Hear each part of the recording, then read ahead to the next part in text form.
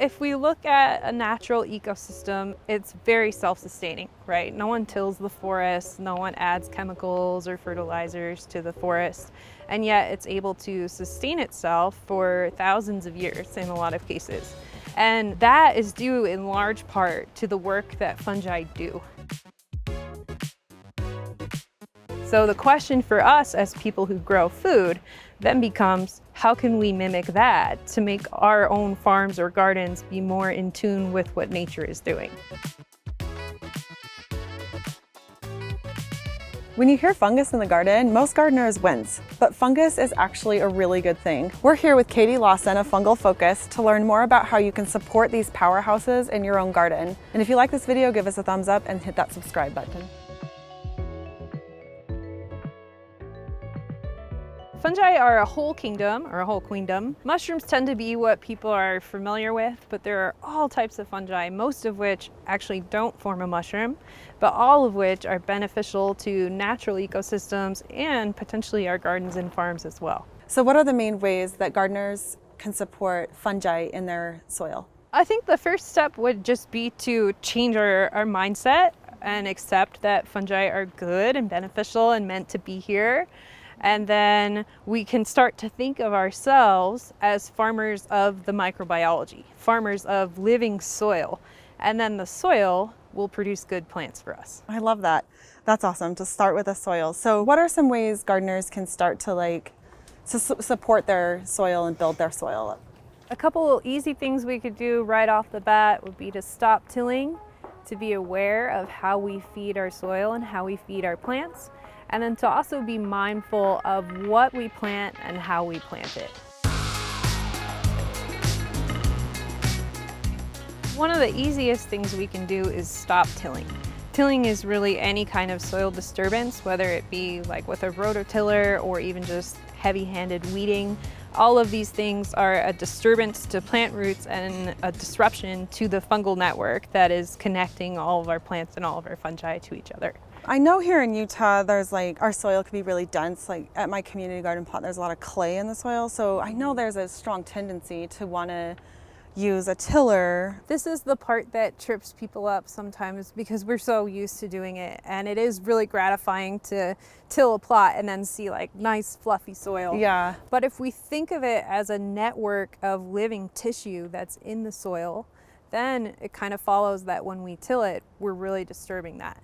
If our soil is healthy and has nematodes and bacteria and worms and fungi in it, it will aerate itself just by virtue of having those things. I think the hard part for people is it can take a few seasons to build that up, whereas tilling is sort of a more instant fix, but it's not really a long-term fix in terms of having healthy soil. Okay, that makes sense. And so if a gardener has really dense soil, what about like adding amendments to it? What do you recommend?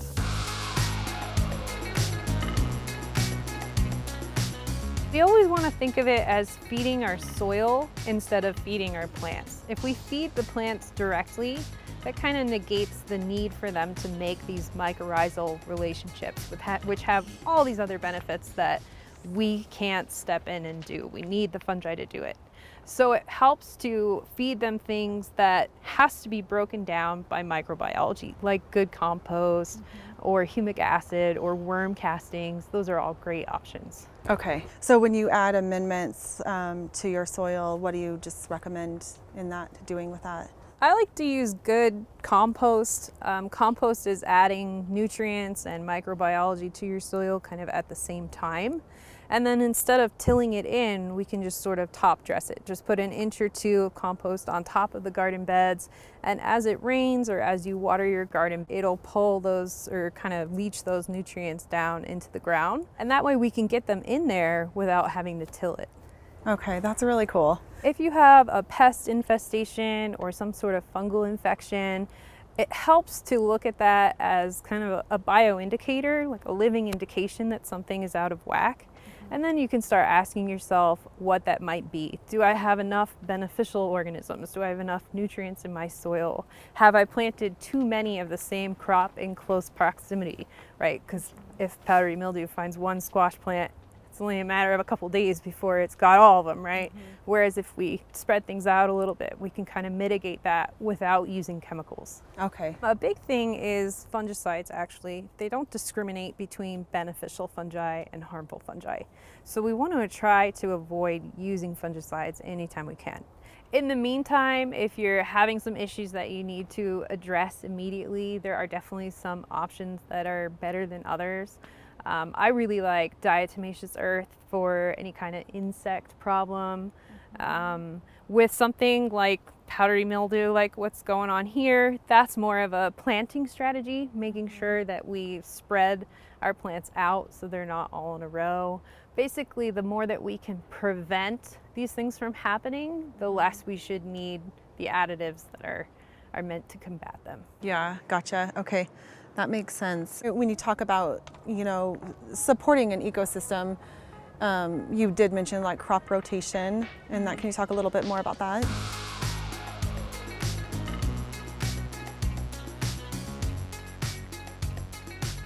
The diversity of the plants that we grow will affect the diversity of our soil biology. So that's one reason to do it.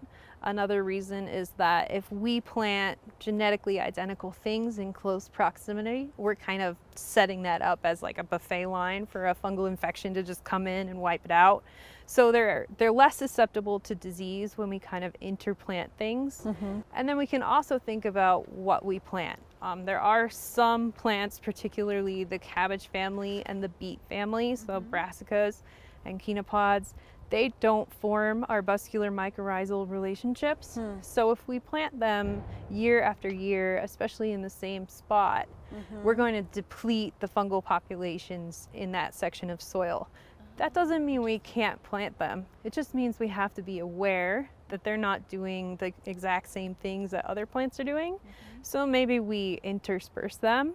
Down there in this greenhouse, the Green Urban Lunchbox has their cabbage growing next to their tomatoes and next to their fennel, which is a really good idea because now there's 3 plants there to bring in the biology that the soil needs. Yeah, I love that. Another thing we can plant, maybe we want to plant less brassicas and less beets, but we can plant more leguminous plants, which are our nitrogen fixers. So that includes peas and beans and some of our cover crops like clover.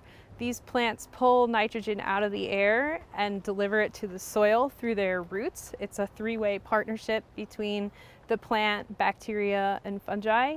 And this is one of the main ways that nitrogen is naturally cycled into an ecosystem. And then as far as like winterizing your bed and putting like cover crop on there, any tips or tricks for that? Yeah, the soil will benefit from having a living root year round. So if we put a cover crop down, even though they're kind of just chilling through the winter, they're still there supporting that biology that's in the soil. I really like clover as an option because it's a nitrogen fixer, but really anything except mustard will make a pretty good cover crop. Okay, cool. Yeah. I'm gonna try clover this year. Yeah. Yeah. And then in the spring, you can either just mow it down instead of tilling it, or just if you have seedlings, just plant right into it. Okay. And it'll act as a weed barrier as well. Yeah.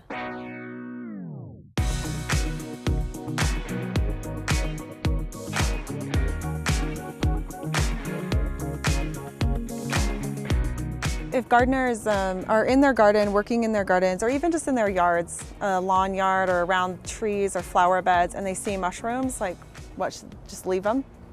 Yeah, Just, most of the time you're not really going to be able to stop them anyway. General rule of thumb that I kind of use is if it's on the plant itself, there's potential that it may be harmful. But if it's growing on dead stuff, your wood chips, your leaf pile, whatever, or if it's kind of popping out of your lawn like it's mycorrhizal, not only can you not stop them anyway, but they're beneficial. They're meant to be there. They're part of the natural world. Okay, so you don't want to pick them. Will it hurt the like mycelium if you pick them? It doesn't hurt the mycelium, no. Okay. You could pick them. They're just Okay. going to come back. Okay. You're not going to be able to like pick them to the point where they stop popping Okay. up. Well, they're good, so. Yeah. And they're cute. Yeah, I think, that I have had people ask, like, what if my dog eats them? And I yeah. do see that, that's valid reason to maybe Yeah. go out every morning and check and remove them. But Yeah. I also don't know that many dogs that would eat a mushroom. Yeah, right? just eat them. They don't smell like any. They don't Yeah. really smell or. yeah, so I don't Interesting. think they're really a big problem. Cool. Okay. Yeah.